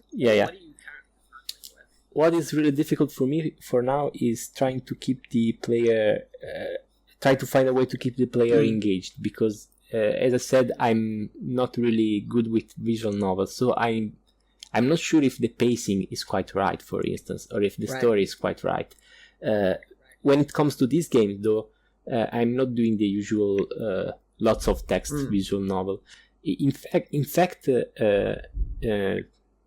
way back, this game was supposed to be some kind of Tekken style game where there are all these duels with a written game kind of battle, and there are very small segments of cutscenes between them. So but not it a lot of grew story. over time. The visual novel aspect of it.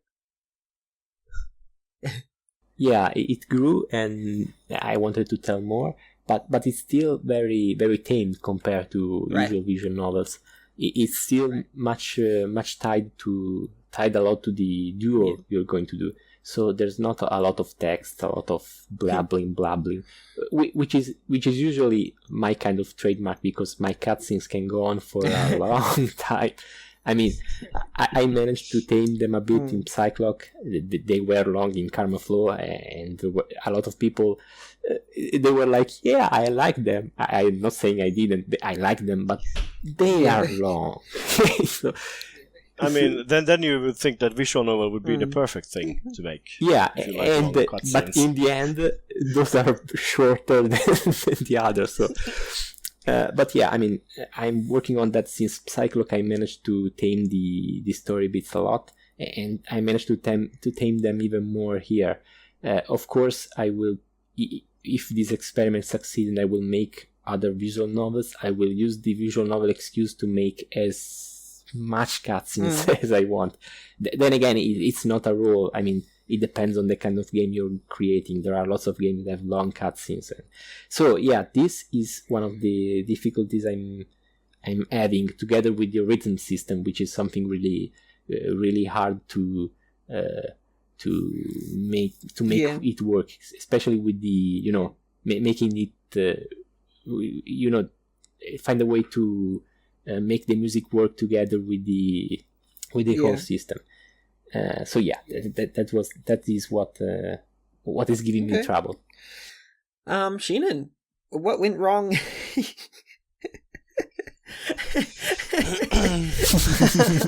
Everything went wrong.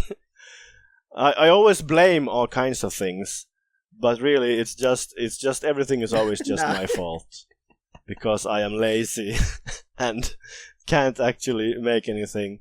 But I always blame other things, like for example, I'm terrible with graphics, that's why a blue is cubes. So whenever I need to make something, I first have to make the resources, because otherwise you can't really start that's without why you use anything RPG Maker. there. Especially since in a... Yeah, I know. But especially in Adventure Game Studio, where I like to make like everything from cursors to Shinan, every why do you UI hurt element yourself? from scratch. and that's where I stopped, because I am a moron and should know better I would love to see to a do it Shinan like that. RPG Maker game. I would love to see it. I think it would be much easier than making an adventure game studio game. You can literally make an RPG Maker game in a day, less than a day. Yeah, no, I have actually played around with for some of the short events. Like I tried to make like a cutscene in RPG Maker 2K3 that was timed to music, and it was a lot of fun. But I never finished it because I misread the rules for the event and I made the wrong thing. You still submit it. Okay. What did making these games teach you, if anything? If nothing, then that's cool. But not every experience has to have a lesson. But if so, what did they teach you? Yeah. Well, as far as it goes, it is teaching me a lot, because I managed to understand what are the troubles of making visual novels game, what are the troubles of making written games, and what are the troubles of working with RPG Maker MV. And yeah, I mean, I also try to be as precise as I could with handling the whole development process. I started with screenwriting. I tried to stick to it.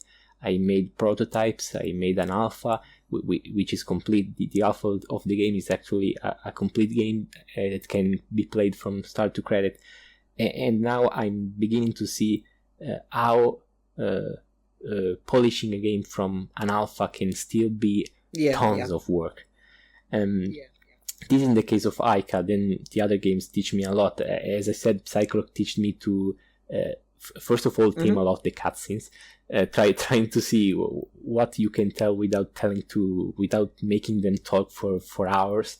And they all contributed in some way. Karma Flow allowed me to make the jump, like trying to overcome some limits I had, both in the tool and both in myself, like trying to do some new stuff. Those sort of things. They help me overcome a lot of stuff. Okay, cool. Shinan, what did you learn? I learned a lot of things making my games. All of the lessons that I've learned, I have now forgotten a long time ago. But I know that I learned a lot making those games, and I was like, "Oh yeah, I can use this for my next project. All this knowledge, now lost in time, like tears and rain." I will ask you another question, a different question. Roy. What has being part of the RPG Maker community taught you? Yeah. Well, how have you grown, or what? Yeah, what is it? Maybe I'll change. What has it meant to you being part of the RPG Maker community? I mean, one of the things is that once I join something, I don't like to leave. So that's a good thing. You stick to it. You're persistent. Yeah, stick to it. And it is sort of like a second home. Like when I am bored at work, where am I? I am on rpgmaker.net. And whenever I have any time off, I just go, "Oh, hello, what's up? What is happening here?" It's like it's a place where I feel like I've been here for so long that exactly. It's fine. Family, it's fine. A meeting of friends. And other people come and go, but I apparently just stay here until I am very old.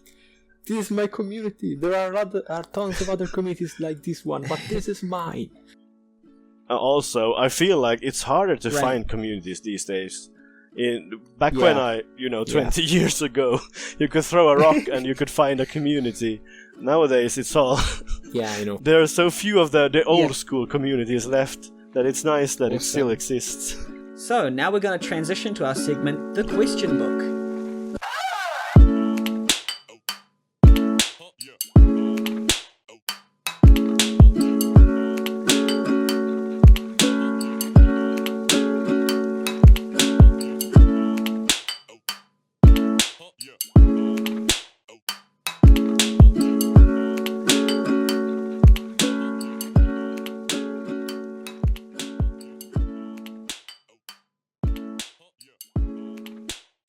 the segment with serious question. Book. Serious.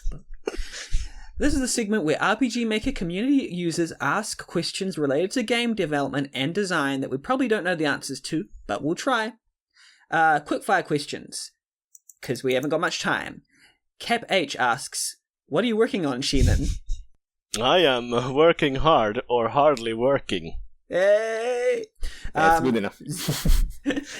ZDS asks, is this recording in a family sauna? Yes. Of course. No. I wish... Are you in a sauna? I am not, and I wish I was, because it's been what are you talking about? We're all in the same sauna. No. Exactly. Right now. Imagine us in the same sauna. It's been over a month since I last was in a sauna. The most original it is painful. Ever. Liberty asks, Shinan, why you no work, bro? Yeah, why you no work? I will tell you that this week I had a full work week, so I have worked plenty, even though at work I mostly was reading internet and the newspaper and reading about the coronavirus and not actually working much, but I was at work. Yeah. Hang in there, OldPat, hang in there. Yellow Magic asks, when are you coming to London again, Shinan? A lot of Shinan questions. When are you coming to London again, Shinan? I have a single mattress at home with your name on it. Why do you put names on your mattresses, Yellow Magic? Yeah, that's what I also wonder, but I understand why he would put my name on the mattress, because my name is a very nice and glorious one. It's for good luck, right? Yeah, I agree with that. Also, I feel like I've been to London very many times already. Yeah. And where were you? guess I should go. Also, it is not environmentally sound to travel nowadays, so I should just stay at home. Well, we actually need to break into northern Italy and get OldPat out of there. Well, that's our mission right now. We need to break in and just get him out. We need to rescue him. Yeah. Bicycle. Using a bicycle. I don't know. I want to ride my bicycle. Kintona asks Shinan, again, if he still plays with wooden swords in the forest. Well, it's been a while since last, but I realized when I saw this question that my nephew is turning 7, and he plays a lot of Zelda, so I assume that at some point there will be forests and there will be wooden swords. I wanna play too. Soon. Yeah, OldPat has already requested to play with wooden swords in the forest with you guys as well, so yeah, we'll make that happen. We'll find a way to make that happen. Lord Blue asks, how do you make a sandwich? As stuffed as OldPat, possible. you should answer. As stuffed as possible. And as much stuff, yeah? Yeah. You put a pizza in it, and then you're ready. Yeah, pizza sandwiches are great. Exactly. Pizza sandwich. Yeah. I just take a piece of bread, put it in a toaster, and then I put some butter on it, and then I eat it. That's a nice sandwich. I gotta say, occasionally some I'm cheese. hungry now. Lord Blue also asks, do you prefer to sleep on your left side or right side? Right side. I had to imagine myself. I'm on right side because I have a window I'm weird. Okay, here's my sleeping situation. I sleep on my right side. My face is facing an open window out into the field. I have my earphones in my ears. I'm listening to a podcast that has a 15-minute timer that will turn off after 15 minutes. I have to listen to a podcast called The Empty Bowl, or something similarly, like Wonderful, or something that's similarly soothing, in order to go to sleep. It's my sleeping schedule. But how can you sleep with the headphones on? Because my earphones. I tie them around the back of my neck, and I do it in a way where my ear is not on the pillow. Yeah, but do you then take out the things? They can help you a lot in things? sleeping. I mean, you just put your headphones, you put something on it, and boom. I mean, it works for me. But it's so uncomfortable to have anything in your ears when you're sleeping. It sort of is, yeah. It sort of is, but I mean, it helps me to go to sleep because I had sleeping problems. It's kind of a part of me right now. So, I mean, headphones is like, okay, the other part of me. It's like, your ears, your new ears, your second ears. Yeah, my right side is like, there's a wall. That's it. I don't know why I prefer to sleep on the right side. I just do.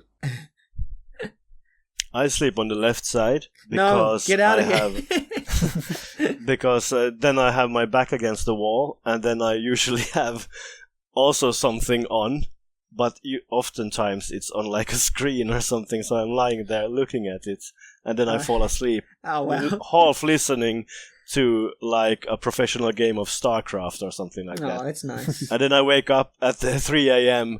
and go, oh fuck, I need to close this. And then I go back to sleep. Because the light is in my eyes. You got your back to the wall because there's like you're afraid that there's danger going to come. So do you have like a knife in your hand as well? No. I have a thing on my feet that has like claws on it, so I can use that. Oh, yeah. Myself. So if someone just appears, you just kick them with your claws. Yeah. Red Nova asks, share an unpopular opinion you have about games and/or game design. We'll keep it brief.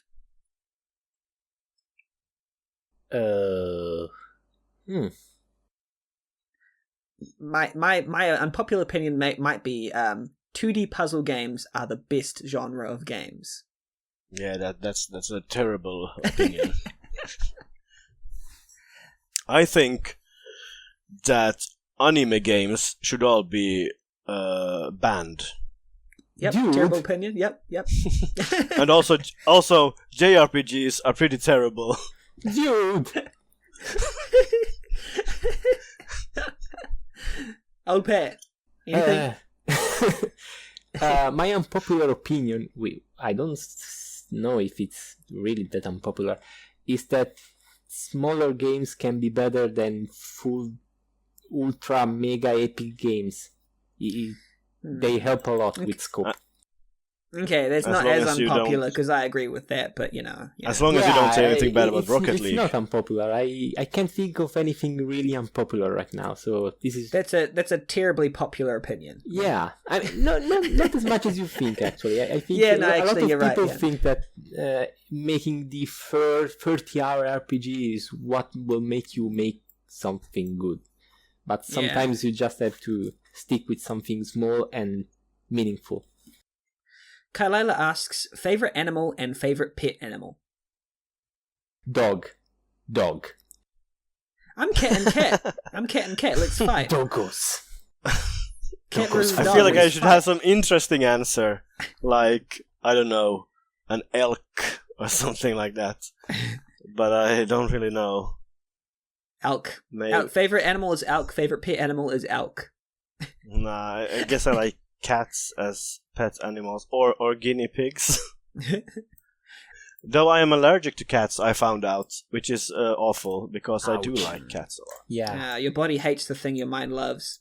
Is RPG Kiro from RPG Maker Discord?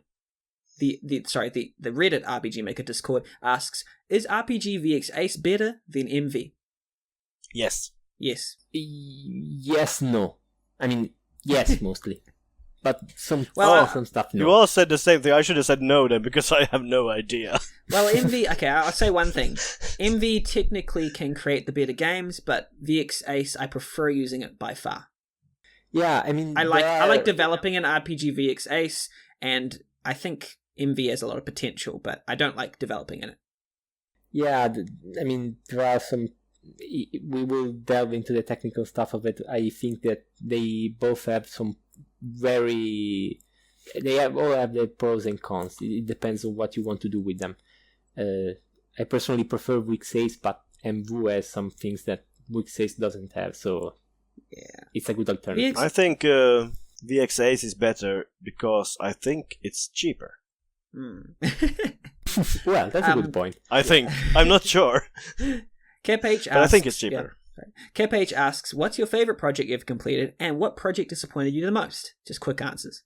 Karma Flow and Karma Flow.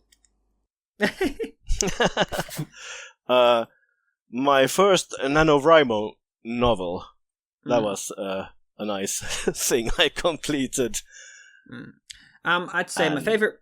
Oh, sorry, go. Sorry, I don't know what disappoints me. Nothing. My most disappointing project is all of the projects that don't happen. For me, my favorite project is Account Mew, and my most disappointing project, and this is not my worst project, but it's my most disappointing, is Slime Village and the Mysterious Source of Water, only because I had a lot of dreams for it, and then we couldn't quite deliver on the dreams, and we had a good team as well. We had like same ZDS for me, yeah. We had ZDS and Euro and Soul and myself, and we had a good team thing going there, but it was just like little quirks and movement, and we had a really interesting, innovative thing. I'm going on. I said quick answers, but I'm giving the long answer. Yeah. Foma asks, none of you are asking the serious questions. Shame on you. Pokemon Sword or Shield? Red. I haven't played the new ones. I'm going to go Ruby. But Sword. I will say Sword because I like the idea of attacking instead of defending. I like to turtle in strategy games, so Shield, obviously. Pokemon Gun. Cake or pie? Cake. Okay, this is a bit different for me because in New Zealand, and I don't know if it's in other Commonwealth countries, but pie can be meat pie. So I go meat pie. I want to consider my answer. No, okay. Cake is okay. No, meat pies are like whatever. Dogs or cats? Doggos. Cats. You're outnumbered. Tea or coffee? Or something Coffee. else? Tea. Obviously. Oh, fight. I'm both. Coffee and tea. But that's a cop-out answer. You need to pick one. I can't. Okay, else. Fine. I used to be. Or is the real answer cola? Yeah, I have Coke Zero. Yeah, cola's the. I drink RPG Maker Cola in stores now. Yeah. Fresh in cola. And that seems to be the end of our podcast. Thank you for listening in. Ooh. Awesome stuff. Thanks for our guests for being here. Thank you for having us. It's been awesome. Yeah, it's You're been welcome. awesome. How long is this episode? Is it gonna be 2 hours? Maybe, yeah, around that point. So where can people follow you, follow your progress, whether you have a Twitter or an RPG account or whatever? Where can people follow you? On rpgmaker.net, of course. I have a Twitter. Should I just spell it? It's a bit... Yeah. It's Orudopato. You have to search for it. And yeah. Then I mean, I'll give a link. I'll give a link in the description. Yeah, better. Way better. Shinan, where can they follow you? I'm Shinan on rpgmaker.net and probably on some other places, maybe. Though in recent year there exists another Shinan, which is not me, but is some kind of weird, I think clothes designer or something like that. Get away, weird Shinan. That explains everything. I used to be the only Shinan online. Oh. So though, if you find someone called Shinanite, that's probably me, because I haven't seen any other Shinanites than me. So you can join the cult of the Shinanite. I'm at Shinanite on Twitter, and Shinan on many places. And go Google Shinan and buy his clothes. So no, don't do that. And that is the end of our podcast. Thank you so much for tuning in. Thank you to our guests for being here, and thank you for listening. We hope you have an awesome day. And goodbye. See you later. Thank you. Bye-bye. Bye. Bye. I am bye. Bye. Bye.